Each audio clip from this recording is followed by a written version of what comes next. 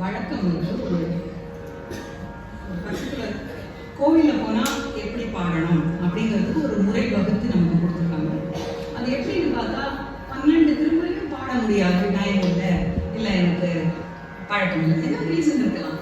அப்போ மினிமம் 5 பாடணும் அப்படிங்கிறது மரபு.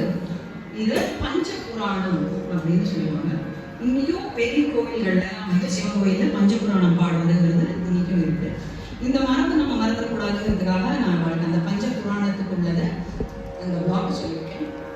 அதை பாடி இன்னைக்கு அதுதான் மெயினாக பாடுவாங்க.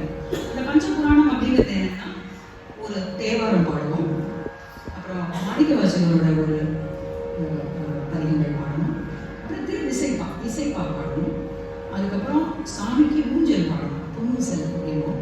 பாடி நீங்கள் எல்லாரும் பல்லாண்டு கேட்டுகள், ஆனால் பல்லாண்டு அதான் கேட்டுகள். சிவனுக்கும் ரொம்பழான பல்லாண்டுகள் இருக்கு. அதுலேருந்து ஒரு பல்லாண்டு பாடி நிச்சயமாக 12வது முறையிலேருந்து ஒரு பதிகமாக பாடி முடிக்கணும். இந்த ஸ்ட்ரக்சர் தான் பஞ்சபுராணம். இன்னைக்கு இதுக்கு முதல்ல தேவாரம் கேட்டகரியில் சுந்தரர் அருளி செய்த பித்தாக்குறை சொல்லி, இது எல்லாருக்கும் தெரிஞ்சிருக்கும், எல்லாரும் ஒரு சின்ன கதை சொல்லிட்டு பாடுறேன். சுந்தரர் கல்யாணத்துக்கு முன்னாடி அவர் பேரே சுந்தரர்.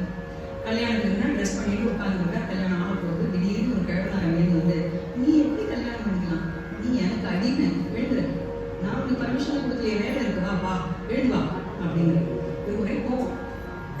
யார் இந்த கிழவா எனக்கு கல்யாணம் பண்ணிக்கூடாது எடுத்துன்னு வரான், அத்தையும் போய்ங்க என்ன ப்ரூஃப் காட்டுறேன், பேப்பர் எது இருக்கு அப்படிங்கிற, பேப்பரை காட்டு, உன்னோட தாத்தா பாட்டிகளை எனக்கு எழுதி கொடுத்துருக்கா அப்படிங்கிற, ப்ரூஃப் காட்டு அப்படின்னா வா என்னோட எங்கள் வீட்டில் இருக்குங்க.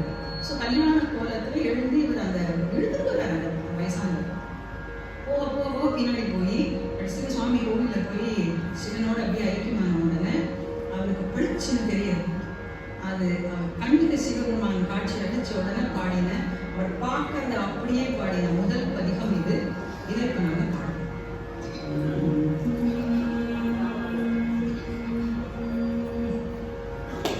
With the